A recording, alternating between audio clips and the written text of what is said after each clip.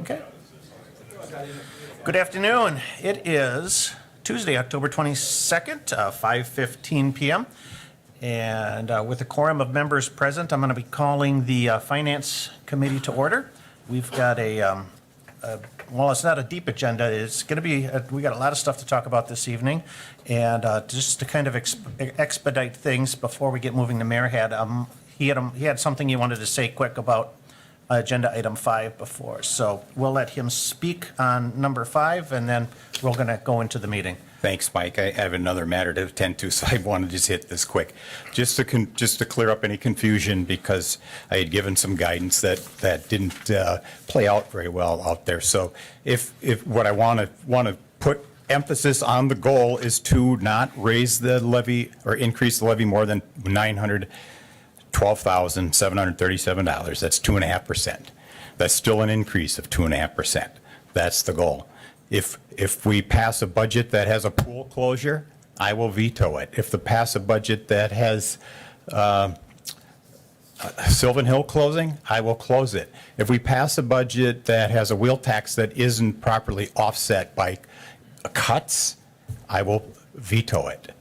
If we do not get to, you're very close, if we do not get to 912,000, which is 2.5% levy increase, I will veto it. Thank you. You have the tools. So I just want to clarify, that is with the TID increment calculation included. As we had it presented the other day, where we had 3.3 or 3.17. Okay. So the goal is 2.5. Okay. All right, thank you. And with that, we will move on to item number 1, which is the minutes of the previous meeting. That's October 8th, 2024. Any discussion? Otherwise, I'll entertain a motion to approve. The motion from Hinke, second from Gisselman. Discussion? Not hearing anything. All those in favor say aye. Aye. Opposed? That carries. Okay. Item number 2, discussion and possible action on contract for inspection services with the Village of Rib Mountain. And this is a renewal, again, of our contract with the village, providing inspection quite similar to the contract we've done with the city of Schofield. So is there any? Okay. Motion from Gisselman. Second. Second from Henke. Discussion on that? Not hearing anything. All those in favor say aye. Aye. Opposed? And that carries. All right.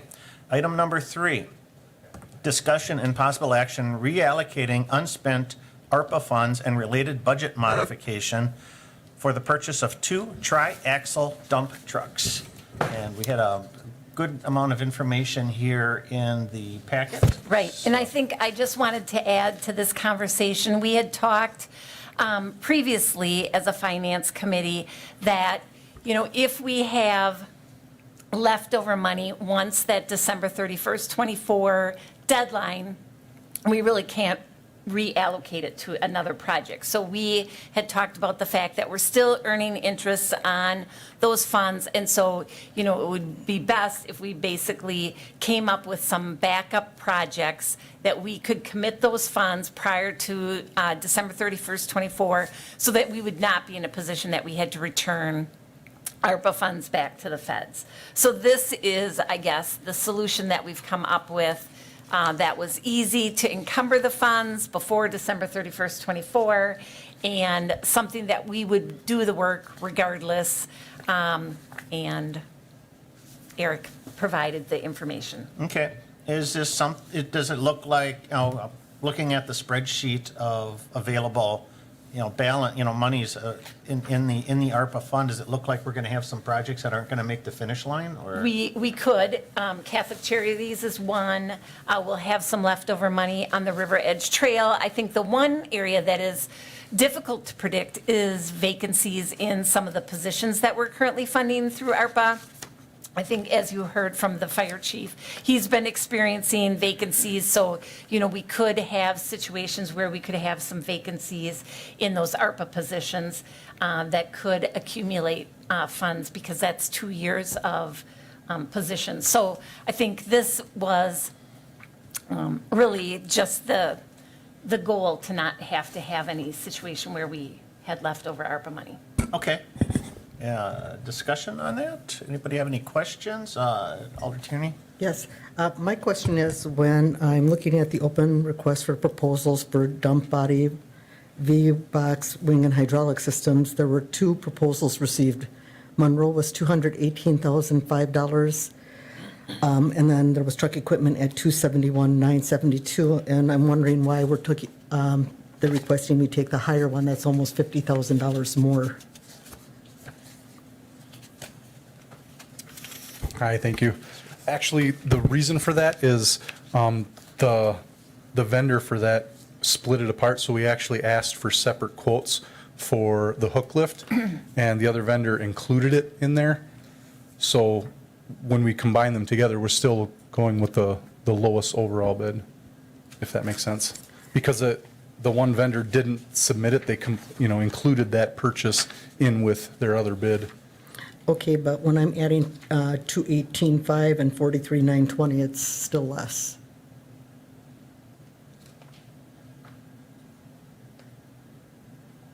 Did I say that wrong? Because Monroe was 218,005, and if you add the hydraulic hook mechanism, the 43,920, it's still less than 271,972. So the total for the both, when truck equipment put their bid in together, they put it in as one package. They didn't separate the hook lift. Right. So then I had to go through and I had to separate it. Right. And I had to determine what was actually part of the hook lift or what was not. And we've done that in the past, and then all of a sudden it's turned into where that wasn't included because we had to separate it out. So because they failed to submit the bid separately as we requested it, that's why we decided to go with Monroe, because it was a clear, this is how much it's actually going to cost for the upfit. Okay, then I guess my other question is, when I'm looking at the next page on there, it looks like it was asked,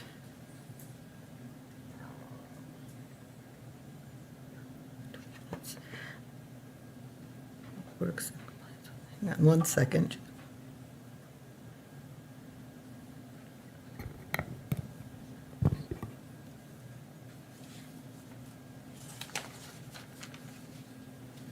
Okay, so what you're saying basically is, even though Monroe comes in at less, you're thinking it could end up being as much or more, because there could be some costs that we're not aware of? When you add the 218,000 and the 44,000? I can pull up my other spreadsheet just so I'm following you along. Yeah.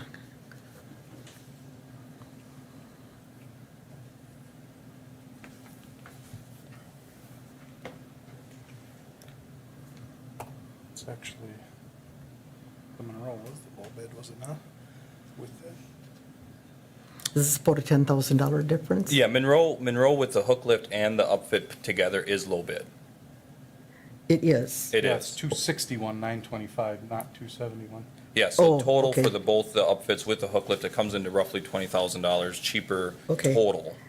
Monroe is right, but Yes. it says that, so we're going with Monroe and not with truck equipment? Is that what I'm understanding? That is correct. Okay. That's what I was wondering. Thank you. All right. Any other questions on this? I guess, so if there's not, what would be the procedure? I mean, do we sort of approve this contingent on, we've got funds available, or? We would encumber the ARPA funds for Okay. this purchase. Yep. Okay, so then, so basically then, with the other projects, it's going to be a race to the finish, and, Yes, and again, we can, fine tune that as we go forward because we'll have other opportunities to make changes as savings come in Okay, from these other projects. okay. Does that make sense to the committee? Or Alder Tierney? How much, because it's saying taking this from ARPA, but there would have to be a, how much would have to come from the levy or what have you? So we can reallocate this back to the motor pool fund if we don't find that we have this whole savings. Okay, But we can't encumber it after December 31st right. So of I guess- 2024. And then we will have additional investment earnings from ARPA too. So, I guess the recommendations out there are to basically over encumber your funds so that if you have savings, as I mentioned, the positions that we're currently funding, as well as some of these agreements that we have that we're not sure whether we're going to draw all the funds down. Okay. But what would be the budget modifications? Because in here it talked about budget modifications. Yep. So the budget modifications would be for this year yet? Yes, and it would just be to encumber the funds through ARPA, because we have to do it through, Okay. by December 31st of '24. So basically, if we don't get the ARPA funds, then that's the budget modification? Right. Okay, but if we get the ARPA funds, then there would be no budget Well, so we already modification? have the ARPA funds, Right. so it's not if we get them, it's if we have projects that don't use all of the funding. Okay, right, I guess that's what I mean, is if the ARPA funds are available. Yes. It goes to that. Yeah. If not, then we have to do a budget modification. Because it says in the agenda, it's a Yeah. budget modification, so I guess I need that explained to me, why there needs to be a budget modification. So typically, we can't spend money unless we have a budget modification, so that's why we would say that we were going to use ARPA funds Okay, to so it's just fund to use the this. ARPA funds, there's no more money that is needed besides the ARPA funds, as long as we have those ARPA funds Yes, not used by other entities. correct. That's what I needed. Okay. Thank you. Yep. Okay, is that clear as mud? Again, if there's any other questions, I guess, if there's not, I'll entertain a motion. Alder Tierney, a motion from Alder Tierney, a second from Gisselman, discussion on that? Okay, not hearing anything, all those in favor say aye. Aye. Opposed? And that carries, all right, thank you. Item number 4, discussion and possible action reducing leaf pickup duration each year, decreasing operational costs. And this is something that I guess at our last budget session, we talked about briefly, but we wanted a little bit more detail on if this would be a possibility for coming into 2025 on one of the ways in which we could reduce some of our spending. So Dustin's here. You did put in a fair amount of work here to kind of look at things. So maybe if you want to give us an overview Sure. of what we're, what we're considering. Yeah, so I put together a little overview, just kind of what leaf collection is, what all it entails, some of the history of it, just so we kind of know what we actually do with it, just because I think there was some confusion too as to like what its purpose is and all that.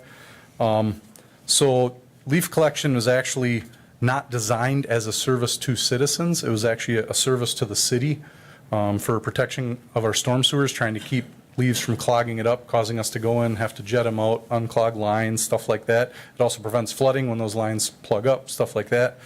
It also improves our stormwater quality, so we try and reduce the amount of nutrients that end up in our rivers and stuff like that. So keeping it out of the storm sewer, a lot of it will end up in the river if we don't prevent it.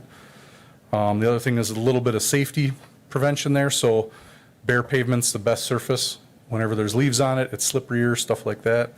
And we've had, in the past, automobiles have actually caused fires to start on leaf piles, stuff like that. So keeping them picked up increases that safety a little bit. But then because we started doing that for us, one of the added benefits to citizens is, hey, as long as we're out there getting our boulevard trees and stuff anyways, it gives them the opportunity, if they put theirs out there, we'll get it picked up for them as well. So the earliest documentation I could find is at least back since 1988, we started doing leaf collection. In 96, I found where we started rotating the maps. We used to always just start in the same place every year, and they wanted us to start rotating maps. That was based on citizen requests. The one problem we had is obviously now we're being forced to start in areas that maybe didn't drop as early. Typically what we found is in the north end where we have more of the trees, they tend to drop earlier. 2007, we got our first vacuum truck. Part of that was trying to increase efficiency because at that time we were still collecting with front end loaders and loading into trucks. So you would just scoop up the leaves, put them in trucks. It required a ton of man hours, a ton of vehicle time, all that stuff. The new vac truck basically it was a one-man crew. He can go out and collect instead of having, 8, 10 people out on the crew. We still use loaders because we can't do the whole city with a vac truck, but it tried to reduce some of them areas where there was less trees, so we weren't sending the whole crew into an area where they only had a couple things to pick up. 2016, we hired a vendor to look at baling. I know I had seen some documentation where they were actually looking into it much earlier, as early as like 2008. But in 16, we actually had a small contract to hire like a custom harvesting company to come in and do it for us so we could analyze it, see how it went. And obviously the results showed that we had a lot of savings over using the loaders. The one downside to them was they were very specific on when you could have them. They obviously are harvesting for other farmers as well, so you're kind of limited there. 2017 is when we had our initial baling contract. Put it out for bids, and we didn't go with the harvesting companies because we needed to have a guarantee where we were going to be given the machine to use for a certain amount of time so we could get through the whole city, and then it would be more on our schedule. We only had one vendor respond at the time. The first initial rental cost was $26,500. And then we used city staff, just a small crew, to run that and a few other machines. It gave us freedom to be able to collect, and do it more efficiently. 2019 is when we actually started with the two-phase leaf collection. We had requests from residents to start earlier because we were always scrambling end of season to try and get everything picked up. So they wanted us to get out there early, try and get stuff as much as we could get done before winter hit, stuff like that. There was obviously easier to stick to our schedule by doing that because now instead of trying to cram it into 3 weeks and get everything done after it's down, it gave us more time to just keep up with it as it came down. The one thing is that we started having issues with equipment downtime around then, the same year. And in that year, 2019, we also added the second vacuum truck because the first one was down so often that we really didn't have access to it. And unfortunately, that unit was a used one. We tried to save costs buying a used one, and that equipment ended up being down a lot as well. We had, at that time, the maps were very specific. So currently we have like a half a dozen maps when we do that phase. Back then there was almost double as many. I think there was 8 or 10 different maps, and it was a very small area. So it was very restrictive on us to be able to collect, because obviously if we got ahead of ourselves and tried to get ahead of the work, well then we were, inconveniencing the residents because we were in an area that they weren't ready for. But if we waited behind, once we got behind, it put us, multiple days behind based on the mapping. 2021, we reduced some of the maps to try and help that out, help keep us on schedule. 2022, we renewed the baling contract. The initial price was $43,500, and then it went up $2,000 every year after that.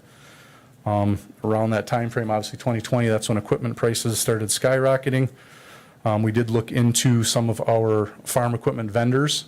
I know in that time frame, I had been asked to reduce how much equipment we rented and try and buy more stuff. We bought some sidewalk equipment, stuff like that. But none of the equipment vendors want to rent a baler. They'll rent us a tractor, but they wouldn't do a baler. You had to buy one. So we renewed the contract. And in this year, what we started doing is we went back to not rotating the maps because, again, we were having trouble we would try and start on the south end on the off year, and there was nothing to collect. So we ended up on the north end anyways. And so that's kind of where we are now. Just to give you what our leaf collection entails. So It actually starts kind of the end of summer, so as we're running summer sweeping, obviously when the first leaves start to fall, we start collecting with the sweepers. We don't actually count that towards our leaf collection, but obviously we're starting to pick it up. When phase one gets going, we have 1 to 2 vacuum trucks out there now because we have to, depending on it. Typically, like this year's only been 1 occasionally, and hasn't been running every day during phase one because there wasn't enough to collect. And then we also have sweepers available. They continue sweeping dirt and they can collect, roads that don't have the piles that are just, light covering, they can still pick it up. Phase 2, when that starts, we actually start the baling. So then we have the tractor and baler that we rent. We have 1 end loader with a set of forks that we use for loading the bales into the trucks. We also have 1 rented mini loader with a little pusher broom thing to create the windrows for the baler. And then again, we have our 1 or 2 vac trucks depending on need. And if we're behind or anything, we can, increase how much equipment we have out there to catch it up. And then also the sweepers as well. We typically clean up after the baler goes through because it doesn't get the street perfectly clear. Some of our problems that we've had with is, so like rain and snow shuts down our collection. The baler won't function with super wet bales. They'll end up breaking and we can't pick them up. The pusher, when they're trying to make the windrows, just makes a bunch of mush. Same thing with the sweepers. And then our vacuum truck, when we get like frozen chunks and stuff like that and ice, it can actually clog up the tube and not want to collect them. And then, like I said, in the past, equipment breakdowns are always something that shuts us down as well. So reducing the collection, as you see my numbers, definitely there is a way to save some money there. I know we talked initially about getting rid of all of it, and then you asked me to look at just reducing it. And so the numbers I come up with was, I estimated about $56,000 in savings, and that's based on doing away with the phase 1 and condensing everything. So basically we're eliminating the amount of hours and runtime for those machines. And obviously that could increase some of our costs for storm sewer cleanup, just unforeseen things like that that we may have to address. But there would be some savings there. Yeah, so that's kind of where we're at, whether we think that it's, worth it to reduce that or not. I don't know, committee, are there any questions on this?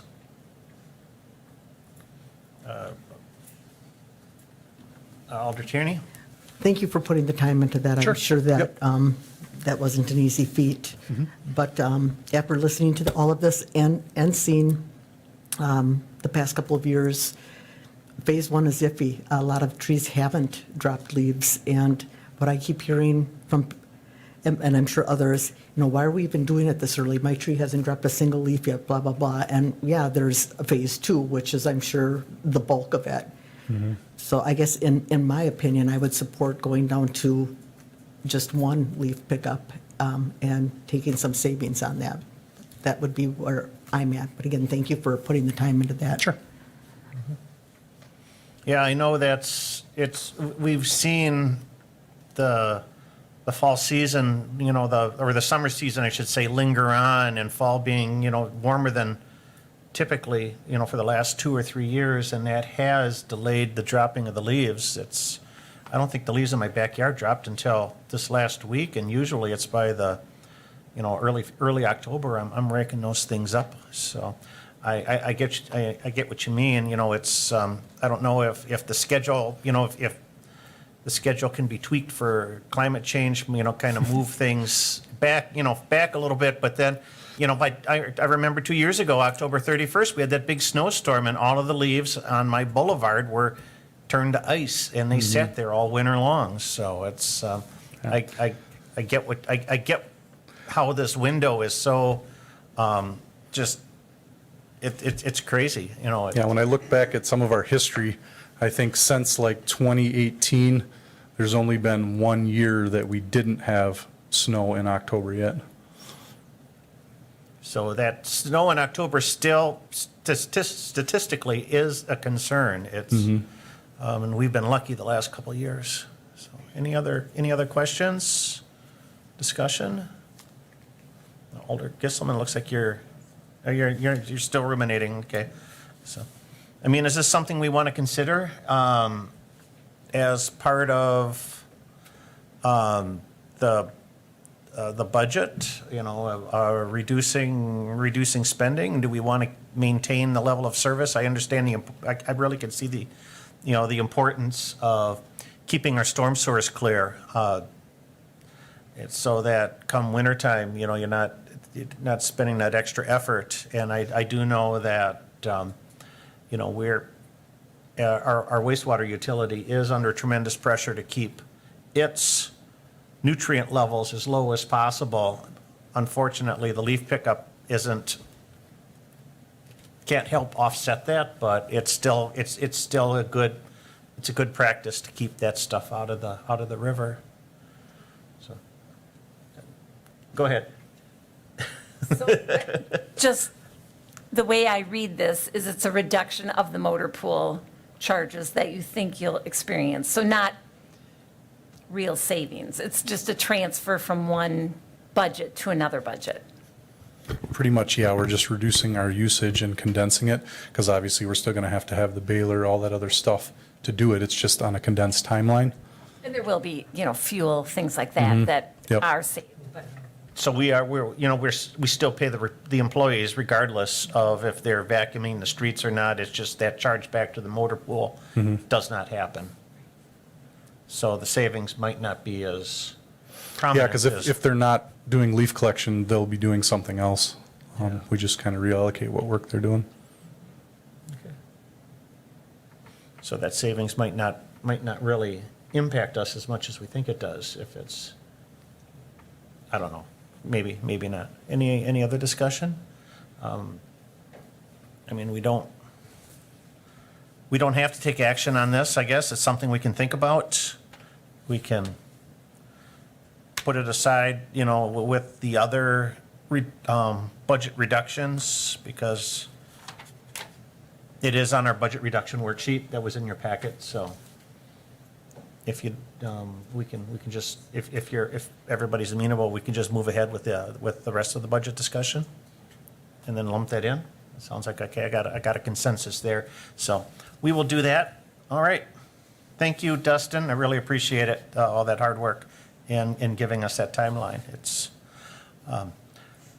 item number 5, budget discussions and actions regarding recommending a 2025 budget, including setting the 2025 fee schedule. And I'm going to kind of keep an eye on the time here because I know we do have an alder that's going to have to skip out soon. And we do have a joint finance and HR item that needs to come up before Common Council tonight. So just be aware of that. If we don't do any action tonight on the budget, we'll have to schedule another budget session. But to start things off, I do have 3 individuals that asked for public comment, so we'll take their public comment right away. Start off with Alessandra Aderholt, so with Wausau Area Events. Hi, so my name is Allie Aderholt. I am the Executive Director for Wausau Events. Our organization is a separate 501c3 nonprofit from the city of Wausau. Sometimes people get that confused, so I just wanted to go ahead and clarify that. We believe that our work increases the quality of life for all who live here in the greater Wausau area, but for all of those outside of the greater Wausau area and everybody that comes to play here too. We pride ourselves on the quality of our events and affordability to our community. As a local nonprofit, we do not make money on any of our events. All of our events and activities are funded through grants, donations, and sponsorships that are all attained by our board of directors and myself. These events have a great positive impact on our community by drawing tourists and driving significant economic impact to our local businesses here in the Wausau area. I would like to urge you to consider the impacts of the proposed budget revenue enhancing possibilities to local area events and their corresponding organizations. The $1 per person for ticketed events fee is not a simple task to implement. This fee would impact many of our events, including the beloved Chalk Fest downtown, Wings Over Wausau at the Wausau Airport, and Big Bull Falls Blues Fest out on Fern Island, just to name a few. The monetary impact for our organizations for these events alone would be an estimated $26,000 for the increased public safety fee, when we already pay over $11,000 for private security at these events. In addition, I would suggest that the Finance Committee tables this fee discussion until the Public Health and Safety Committee has an opportunity to implement a policy behind these proposed fees. These fees are going to negatively impact many small local nonprofit 2025 budgets that are already being determined for next year, leaving many of our organizations unsure of what the cost will be for our 2025 events due to no policy being in place. The service level requirements, both for police and fire, for events need to be determined first, and then a fee generated based on what the committee feels is a comfortable level for our events to proceed. Specific events should also not be targeted in this process, and it should be a fair system for all events across the board.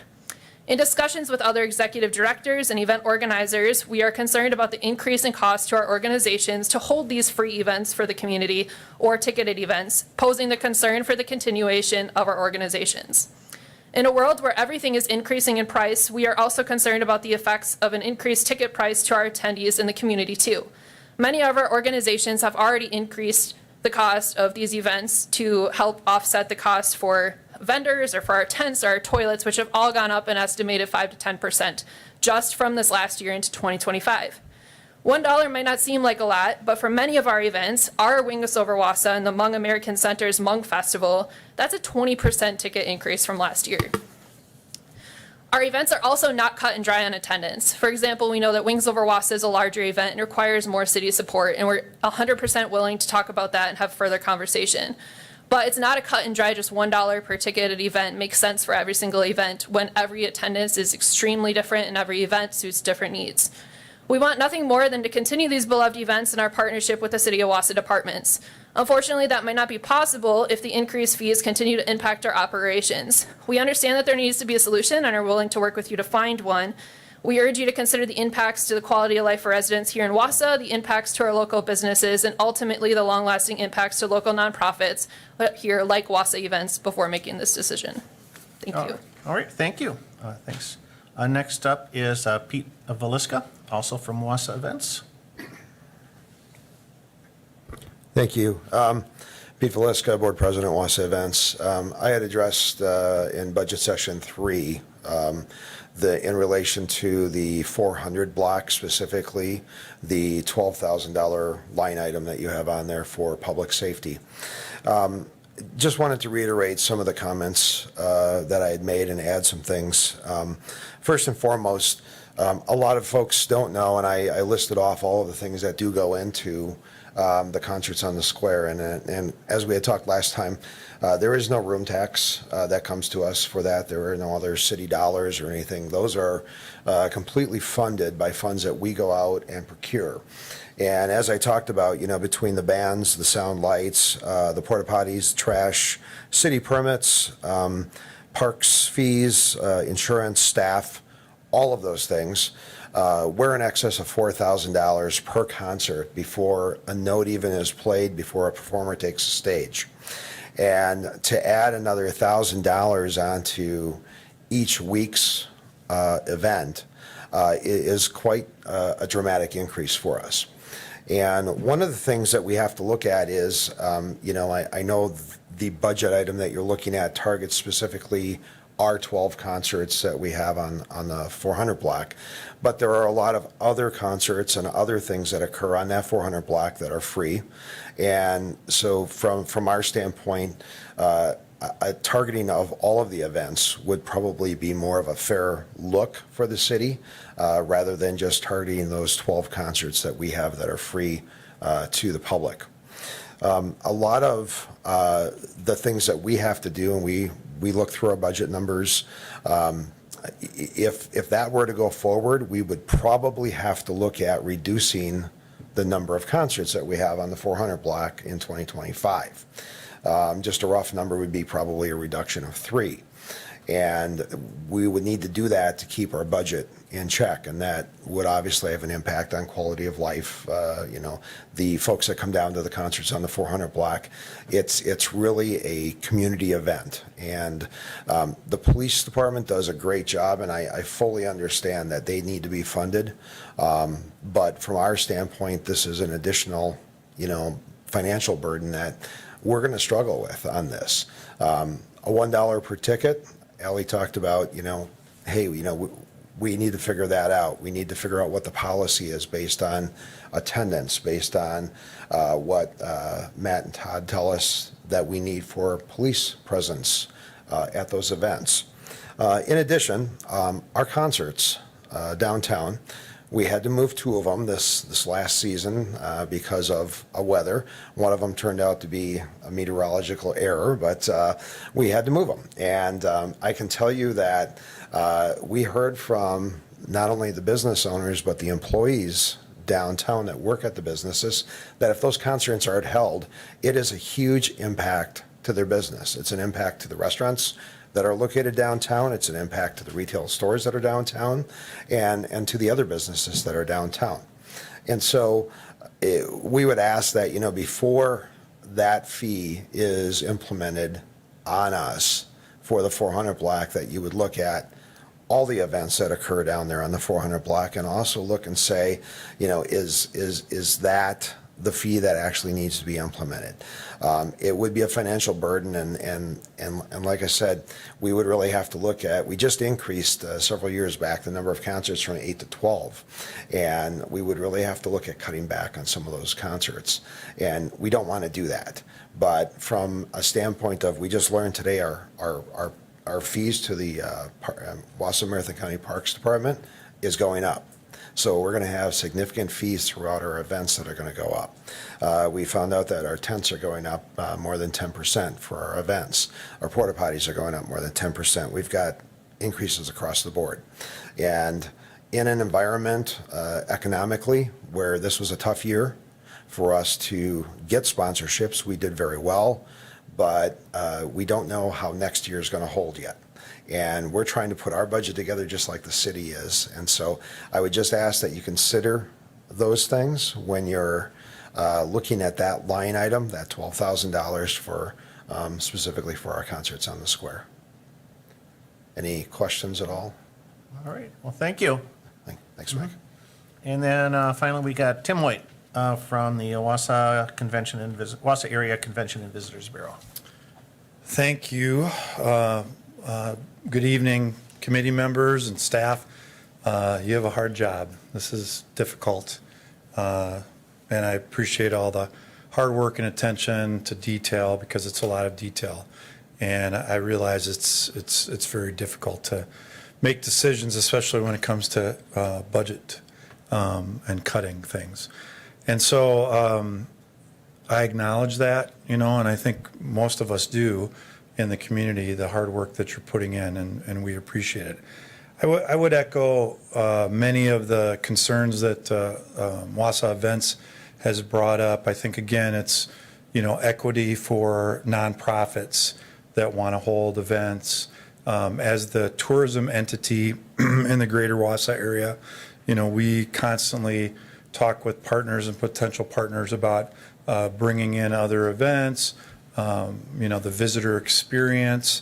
And so I think the biggest takeaway, other than the points that have already been, put out to you, would be that it would be great, and I don't know how do you do this, right? But it'd be great to be involved in the conversation and have a voice before, we come to this kind of situation. To have to speak up about a certain line item. And so I just encourage us to, figure out ways to get into, conversation and talk and provide input for you as well before we come to budget meetings and stuff too. So, but again, appreciate what you do and, totally understand. But I would be echoing what Wausau Events has said too. Thank you. All right, well, thank you. Thanks for coming this evening. And looking, I guess, kind of moving on with our budget discussion, just to kind of recap where we left things off is we started with, I think we were at like 4.8%, and we, at our third budget session, we did reductions that brought us down to 2.697%. And in order to do that, what we did was, there's a spreadsheet in the packet, but just to reiterate, We canceled a membership, the U.S. Mayors Association. We reallocated loan software currently funded through the general fund over to one of the TIDs. Postpone hiring the vacant assistant city attorney. We modified our reinspection charges. We started charging lockout assistance using the Knox box key system. We look at modifying our township rates for ambulance service. One of the items we have on here is to remove the airboat service and sell, but that would affect just the motor pool fund and not our levy rates. We eliminated from the police department, the Dragon Natural Speaking software license. We decreased the overtime budget from the police department. Also from the police department, modified the false alarm fee schedule by eliminating the second annual free alarm response. And we, from the police, we also, for parking enforcement, eliminated warning for the first annual parking offense for the downtown area for time expired, overtime, and no permit violations. From the police department, initiate a vehicle lockout service fee of $40. And from the police department, reclassify one of our police officers, of the two grant-funded police officers, we reclassified one of them into the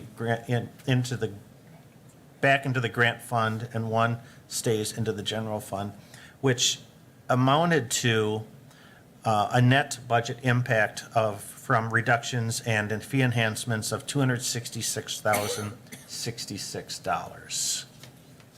So that's where we left off on last Wednesday. Alderman McElhaney? I guess I need to understand, maybe Mary Ann could talk about it. The mayor came up and said that we need $300,000. Is that more? Okay, I didn't understand that. Yeah. I'm not sure. I haven't talked to him about that number, so. Yeah, so right now, this budget meets the expenditure restraint. Well, but it's all over the media that he stated there needs to be another 300,000 taken out of this budget. I wanted to understand that. I mean, is that 266 part of that or not part of that? I think so. Looking at his letter that he released on the 18th, trying to parse it, he's coming up. So when we started our budget discussion on Wednesday, we were sitting at a levy increase of $1,765,963, or a 4.83% increase. When we ended the day, we were at $1,211,153 levy increase, which was 3.31%. But when we added when we moved one of our officers over back into the grant fund, that actually dropped us down to a net total levy increase of 2.697%, which I am not quite sure what the levy increase dollar amount is, but it, as Mary Ann correctly stated, that's enough of a decrease in order to get us under that expenditure restraint threshold. Right. Um, I'm really confused. But we also, on this October 18th letter, have come up with an arbitrary 2.5% increase of the levy, which means we need to reduce, so we would need to reduce from, reduce the levy increase down to $912,737, which, since we ended the day on Wednesday at 2.6, 2.697% down to 2.5% means we would actually need to net not $300,000, but $62,000 Okay. from the work that we did on Wednesday to get us to that 2.5% increase amount.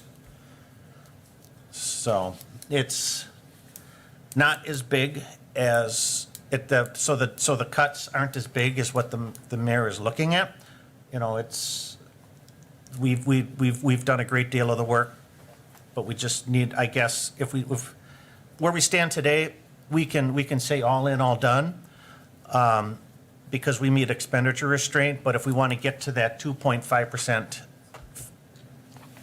net increase, we would need to reduce or another 62,000 or find revenue enhancements to make up that $62,000. Okay, can I just? So, yeah. Okay, now that I have that, I just want to speak on this ticketed public event fee.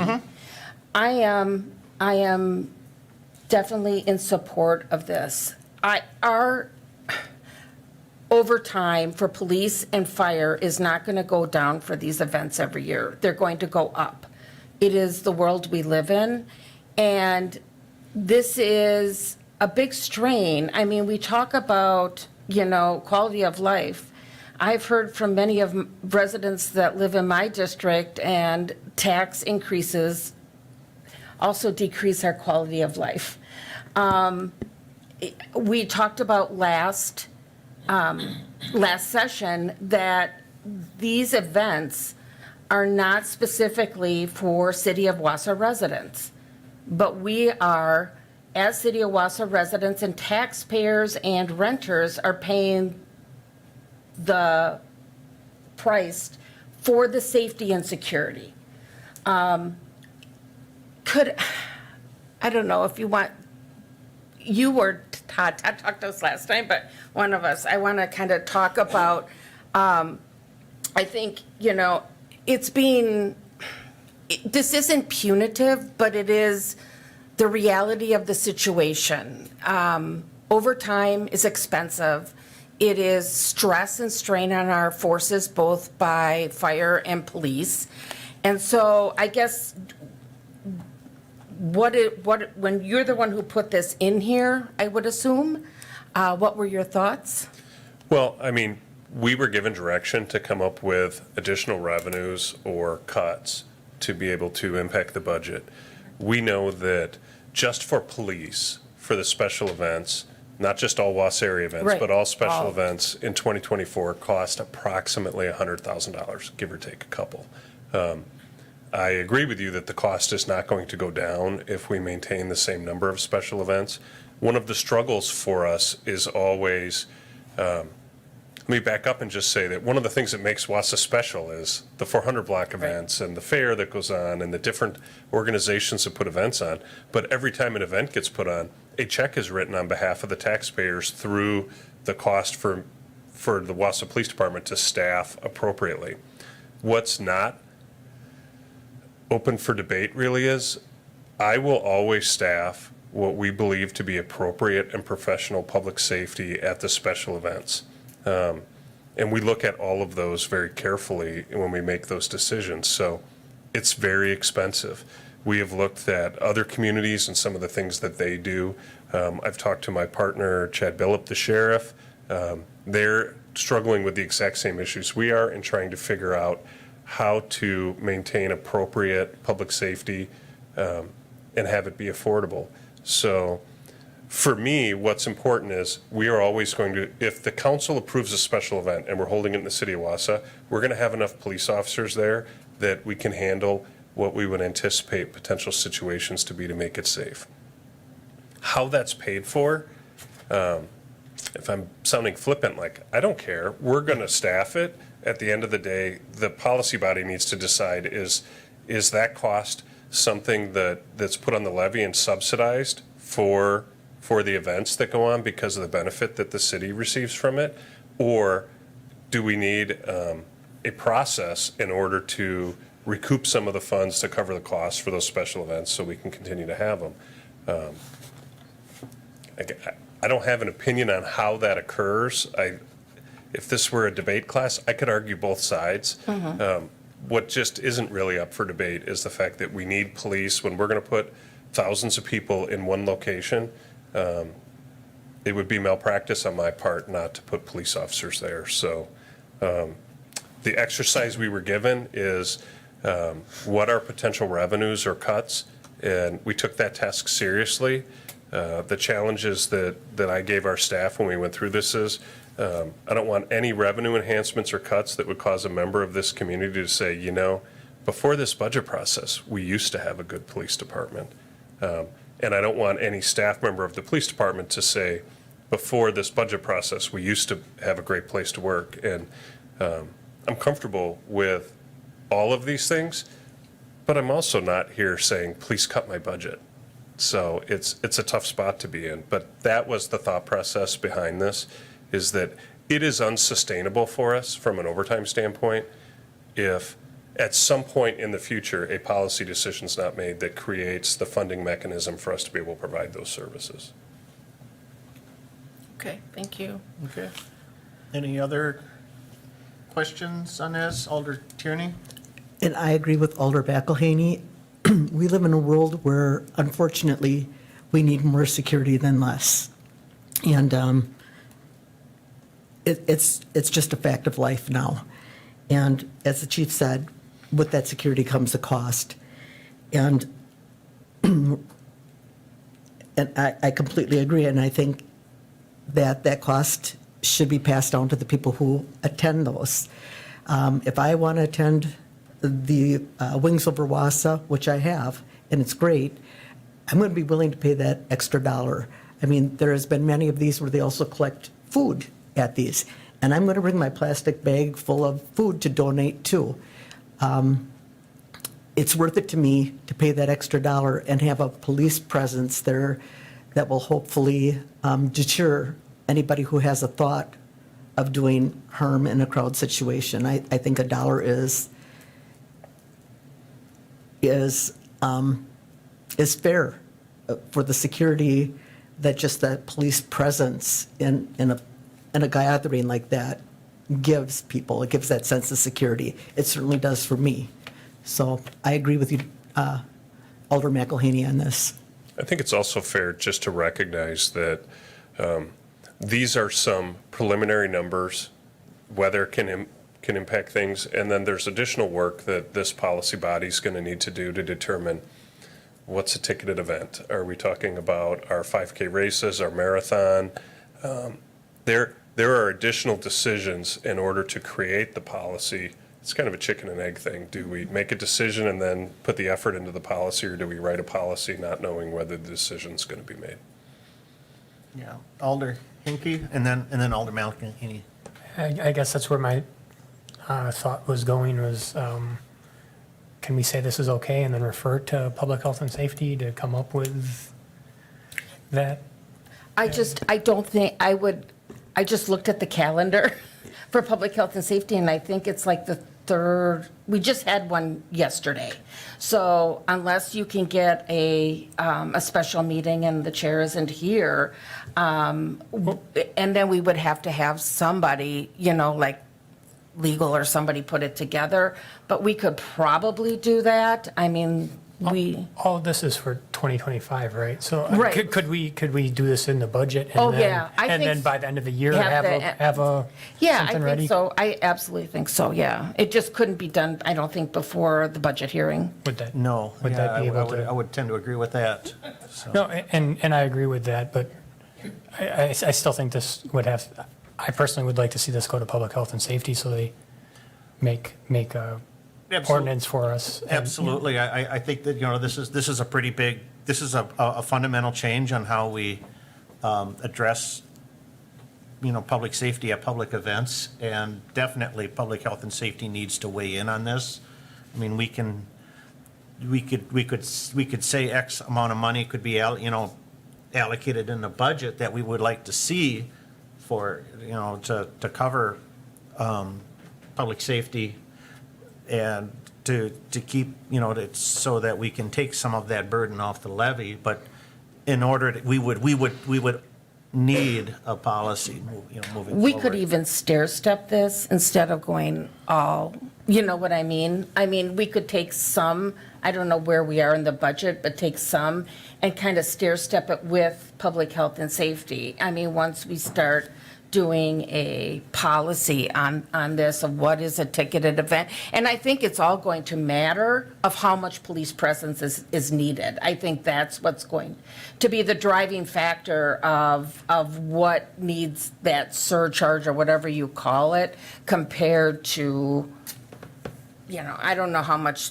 police you have for like a 5K for, what is it, you know, I don't know, 2 hours, 3 hours, I don't know. Yeah, I mean, my recommendation would be that if you pick a amount that you think is reasonable to allocate as a expected revenue, and then city staff can put together a work group to really flesh out what all the different events are.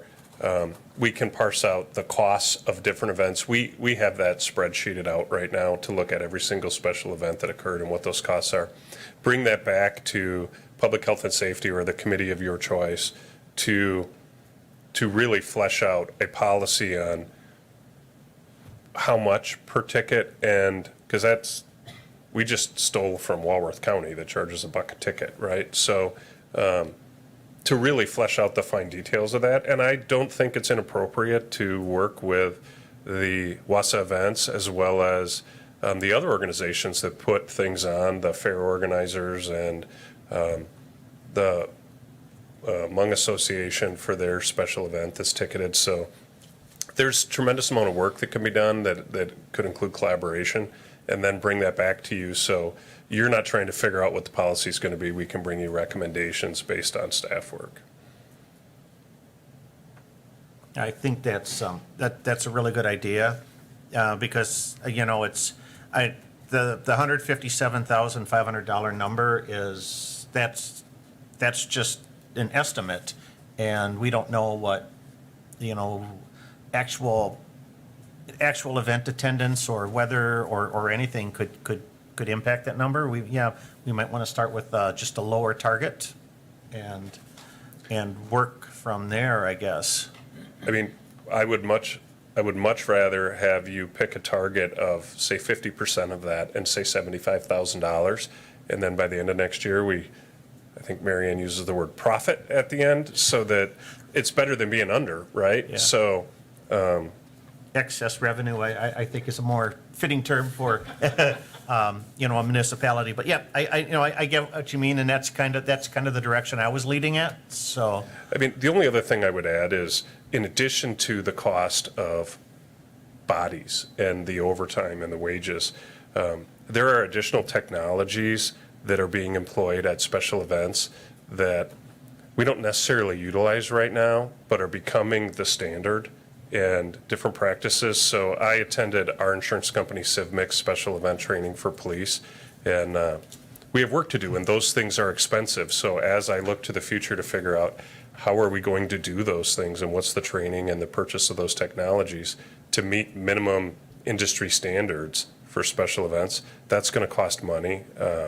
So a way to help fund those other than just asks from the general levy might be part of your calculation. So, okay. I think what we need to do is, committee, where it's already 1:15, and we've got common council in 15 minutes, and we got 2 agenda items. Do we want to, I think we're going to need a 4th budget session to just hammer out the last of these details. Is that, everybody kind of good with that? Okay, I know I kind of floated to you, Mary Ann, was it Monday the 28th? Would that work? We got a room tax committee at 4 o'clock, so. I can't make it at, you know, I have something else at 6:30, so I can't make a 6 o'clock meeting again. I could make anything after room tax. Okay. I can't get here until like 5:15. 5:15, so 5, would it, otherwise, would 5:15 be okay?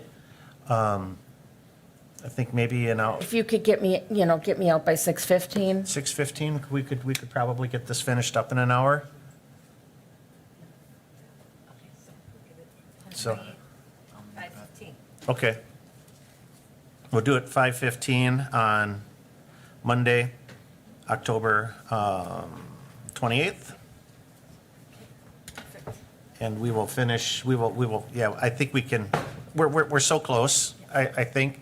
And we can get these final items Yep. hammered out. And so, as we discussed, we publish the budget with what we have today. Okay, And then that's really, the goal is to just notify the public that we are having an official public hearing on November 10th. so there are deadlines that we Yes. need for Yep. publication. Yes, there are. But that doesn't. It's still considered a work in process budget. Okay, Yep.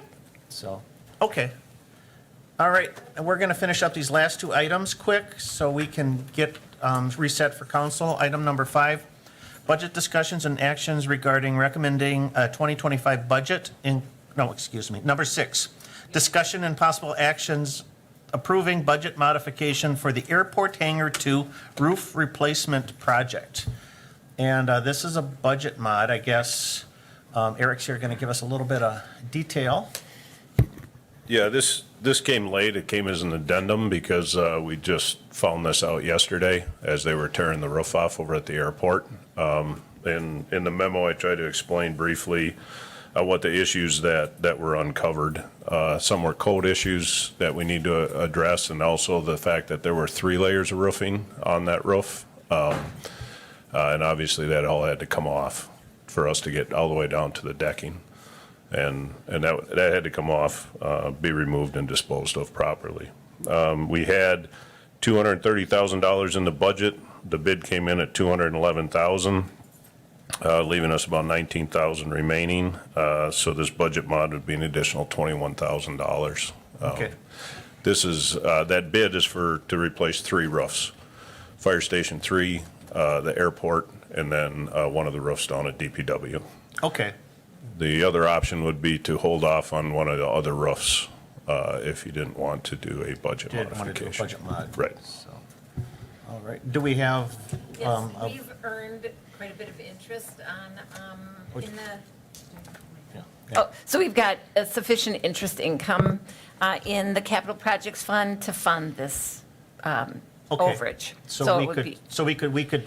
we could draw from the capital projects interest to cover the budget modification and get that roof replaced on the airport hangar. Yep. So, discussion? All right, otherwise I'll entertain a motion. Motion from McElhaney, second from Tierney. Anything, discussion on that? All those in favor say aye. Aye. Aye. Opposed? That carries. Thank All you. right. That must be the original roof on that hangar, I'm guessing. If 3 roofs on there, there must have been everything. Yeah, was ever it slapped was on a there. hodgepodge of roof layers, yeah. All right, so we got one last item, and that's a joint finance and human resources committee. So, I don't know. Becky, if you want to call, we got, oh, there's Terry.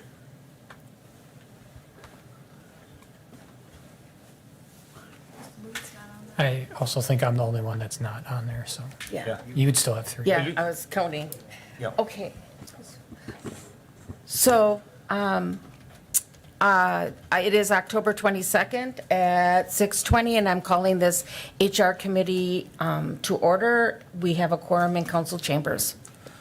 All right, and there's one item, a joint item for the Finance and the Human Resources Committee, and that's discussion and possible action approving the 2025 benefit design for city and CCIT employees. This would be our health insurance plan for the coming year. So, I don't know, do we have any? James gonna speak? James, would you like to come up and give us a quick overview?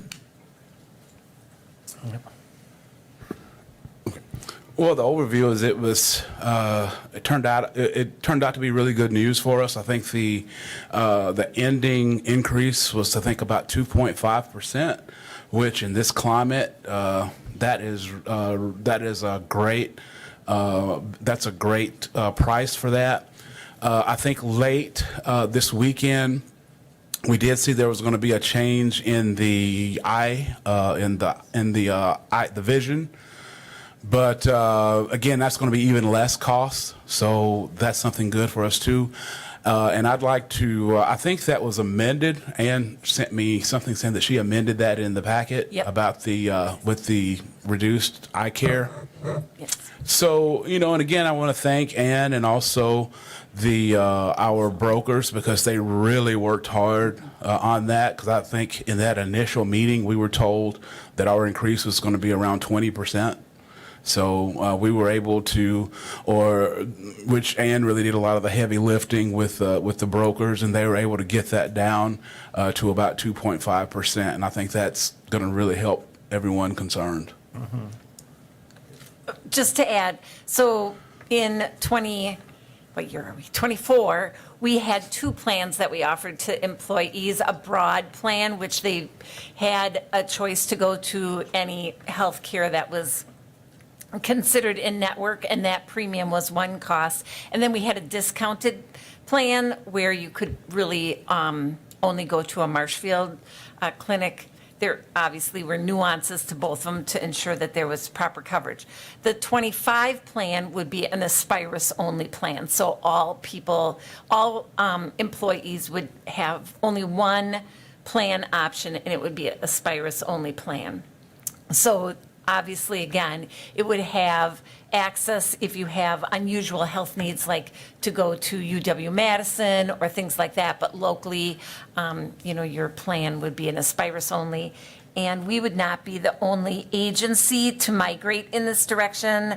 Our understanding is DC Everest and Wausau School District both only offer Aspirus only plans. And again, when we're choosing between a 20% increase and a 2% increase, there's really not a lot of options. And keep in mind also too that the things that we originally talked about to make that 20%, 15%, we talked about going up on the deductible, we talked about stopping the HSA, and we didn't have to do any of those things. We were able to keep those levels.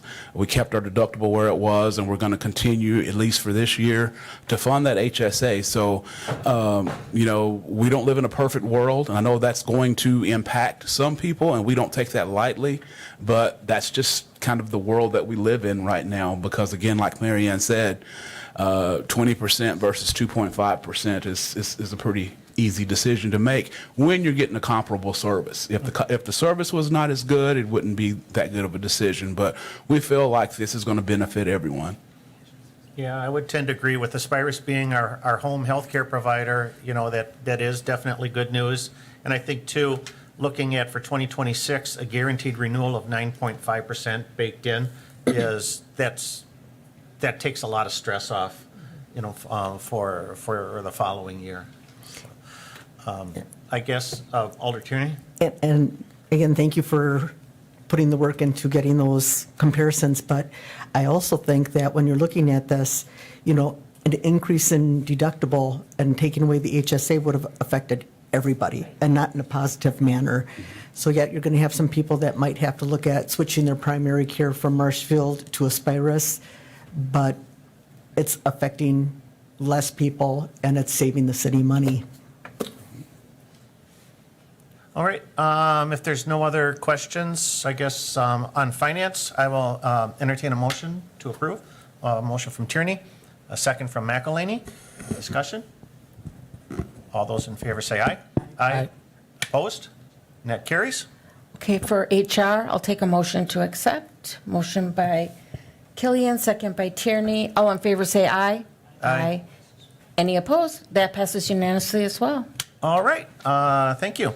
And with that, well, I'll let you. Thanks. I'll Motion let to you- adjourn from HR. Thank you. Tierney, and second by Martins. All in favor say aye. Aye. We are adjourned. And I will take a motion to adjourn for finance. A motion from Tierney, a second from Hinkie. All those in favor say aye. Aye. And finance committee is adjourned. We will reset for council in about 5-6 minutes. Thank you. Tricky when I hold up